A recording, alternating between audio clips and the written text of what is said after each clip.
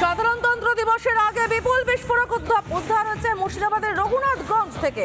উদ্ধার হয়েছে বোমার মশলা। ভারত বাংলাদেশ সীমান্তে আমবাগানে অভিযান চালিয়ে প্রায় 9 কেজি বোমা তৈরির মশলা উদ্ধার করা হয়েছে। সাধারণতন্ত্র দিবসের আগে বিপুল বিস্ফোরক উদ্ধার। মুর্শিদাবাদের রঘুনাথগঞ্জ থেকে উদ্ধার বোমার মশলা।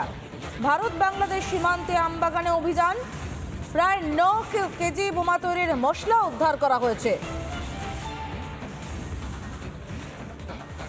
যে ছবি দেখতে পাচ্ছেন, বিপুল বিস্ফোরক উদ্ধার হয়েছে মুর্শিদাবাদের রঘুনাথগঞ্জ থেকে উদ্ধার বোমার মশলা।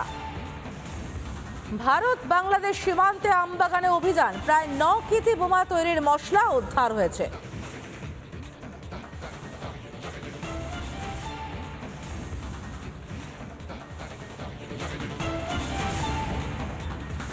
যে ছবিটা দেখতে পাচ্ছেন, এই সেই বোমা তৈরির মশলা যা উদ্ধার করা হয়েছে। প্রচুর পরিমাণে বোমা তৈরির মশলা উদ্ধার করা হয়েছে। এক তো সাধারণতন্ত্র দিবসের আগের দিন, দ্বিতীয়ত ভারত বাংলাদেশ সীমান্ত থেকে উদ্ধার হয়েছে। কতটা গুরুত্বপূর্ণ আমরা বোঝার চেষ্টা করবো। আমাদের সঙ্গে রয়েছেন প্রাক্তন এনএসজি কর্তা দীপাঞ্জন চক্রবর্তী। দীপাঞ্জন বাবু, আপনাকে স্বাগত রিপাবলিক বাংলায়। এক তো হচ্ছে ভারত বাংলাদেশ সীমান্তে উদ্ধার হয়েছে, তার উপর সাধারণতন্ত্র দিবসের আগে উদ্ধার হয়েছে। আজকেই আমরা নদিয়ার কৃষ্ণগঞ্জে একদম সীমান্ত এলাকা থেকেই বাংকার দেখেছি, যেখানে মাদক ভর্তি। সম্পূর্ণ এটা কি কোনো না কোনো সুতোয় গাথা? দেখুন, এই যে সাধারণতন্ত্র দিবস বলুন বা স্বাধীনতা দিবস বলুন, এই যে দিনগুলোতে এগুলোতে টেরর অ্যাক্টিভিটিস কেন বেশি হওয়ার আশঙ্কা থাকে? কারণ এটা একটা সাইকোলজিক্যাল চ্যালেঞ্জ, যে আমরা ভারতকে চ্যালেঞ্জ করছি। এই জন্য জেনারেলি সমস্ত security forces, intelligence agency, central বলুন, স্টেট বলুন, সবাই এটা হাই অ্যালার্টে থাকে। কারণ এই দিনগুলোতে কিছু ঘটলে সারা পৃথিবীর নজরে এসে যায়, এবং এটা একটা সাইকোলজিক্যাল চ্যালেঞ্জ দেওয়া ভারত সরকারকে, রাষ্ট্রযন্ত্রকে। কিন্তু যেটা হচ্ছে, দেখুন, বাংলাদেশে তো আমরা বারবার বলেছি যে ভারত বাংলাদেশে যুদ্ধ হবে না। বাংলাদেশ যতই লাফাক যুদ্ধ করে যুদ্ধ হবে না, কিন্তু ছায়া যুদ্ধ বা প্রক্সি ওয়ার বা টেরর অ্যাটাক, এটা বাংলাদেশ ডেফিনেটলি চেষ্টা করবে। ধরা পড়েছে, সেটা স্টেট পুলিশ ধরে থাকুক, বিএসএফ ধরে থাকুক, তাদের আমি অভিনন্দন জানাই। কিন্তু আমাদের খুব সতর্ক থাকতে হবে। এমন নয় যে 26 তারিখ চলে গেল বলে আর টেরর অ্যাটাক হবে না। আমাদের সতর্ক থাকতে হবে। যে কোনো মুহূর্তে ভারতবর্ষের সীমান্তের ভেতরে, পশ্চিমবঙ্গে বা আসামে, সেখানেও কিন্তু নাশকতামূলক কাজ হতে পারে। নাগরিকদেরও সতর্ক থাকতে হবে। শুধু পুলিশ বা এজেন্সি করবে তা নয়, আপনার নিরাপত্তার দায়িত্ব আপনারও। আপনিও আশপাশে নজর রাখুন, পুলিশকে ইমিডিয়েট খবর দিন, যাতে নাশকতা এড়ানো যায়। ধন্যবাদ দীপাঞ্জন বাবু। আমাদের সঙ্গে এই মুহূর্তে রয়েছেন প্রাক্তন পুলিশ কর্তা অরিন্দম আচার্য। অরিন্দম বাবু, আমি যেটা বোঝার চেষ্টা করছি, সাধারণতন্ত্র দিবসের আগে, 15ই আগস্টের আগে সবসময় হাই অ্যালার্ট থাকে, ঠিক কথাই। কিন্তু এই মুহূর্তে ভারত বাংলাদেশ সীমান্ত এলাকা থেকে বারবার কোথাও মাদক উদ্ধার হচ্ছে, কোথাও বোমা তৈরির মশলা উদ্ধার হচ্ছে।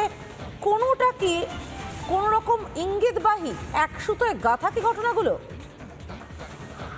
দেখুন, আপনারা 15ই আগস্টে আগে বলছেন না, বা আপনারা যে বলছেন সাধারণতন্ত্র প্রজাতন্ত্র, তার আগেই বাংলাদেশে যখন গত অগাস্ট মাস থেকে কিন্তু হাই অ্যালার্ট স্টার্ট হয়েছিল। আপনার মধ্যে জানেন, হাই অ্যালার্ট স্টার্ট হয়েছিল থ্রু আউট ইন্ডিয়া বর্ডারিং এলাকাগুলো। পরবর্তীকালে যদি ধারাবাহিকভাবে দেখেন, একটা ভয়ঙ্কর পরিস্থিতির মধ্যে কিন্তু এই বাংলা পৌঁছেছে। সাধারণ মানুষের নিরাপত্তা এবং সিকিউরিটি অ্যান্ড সেফটি প্রবলেমটা যে জায়গাটায়, সেটা একটা সত্যি খাদের কিনারায় বলতে পারি। কেন আজকে আপনাকে এই কথা বলছি? একের পর বিভিন্ন জায়গায় যেভাবে নাকি বিস্ফোরণ বলছে, কথায় কথায় গুলি। আরে ভাই, যে পুলিশ অফিসাররা সাধারণ মানুষের নিরাপত্তায় নিয়োজিত থাকে, তাদেরকেই তো অ্যাটাক করে দিচ্ছে। সেই পরিপ্রেক্ষিতে আমাদের পশ্চিমবঙ্গের ডিজি পর্যন্ত আজকে একটা উত্তর দিয়েছিল যে আমার পুলিশকে একটা মারলে 4টে। তারপরেও আজকে ভাঙড় থেকে শুরু করে নরেন্দ্রপুর থেকে শুরু একের পর এক পুলিশ আক্রান্ত হচ্ছে। কারণটা হচ্ছে এক সংখ্যক যারা নাকি আজকে ক্রিমিনাল, তারা without any hesitation I can say, যে তারা কিন্তু একটা রাজনৈতিক দলের শেডে রয়েছে। তারা সমস্ত শেল্টার পাচ্ছে। তারা আইনকে বৃদ্ধাঙ্গুষ্ঠ দেখিয়ে যেমন খুশি তেমন করে এলাকা দখল এবং অর্থ উপার্জনের রাস্তা খুঁজে বেড়ার জন্য চেষ্টা করছে। কারণ প্রচুর ছেলে, হাজার হাজার ছেলে কিন্তু আজকে বেকার। তারা কিন্তু পথভ্রষ্ট হয়ে, মিসগাইডেড হয়ে আজকে এই আর্মস অ্যামুনেশনের ব্যবসা বলেন, আপনি ফিনাড্রল থেকে শুরু করে আজকে পাসপোর্ট থেকে শুরু করে বিভিন্ন ইললিগাল ব্যবসা শুরু করেছে।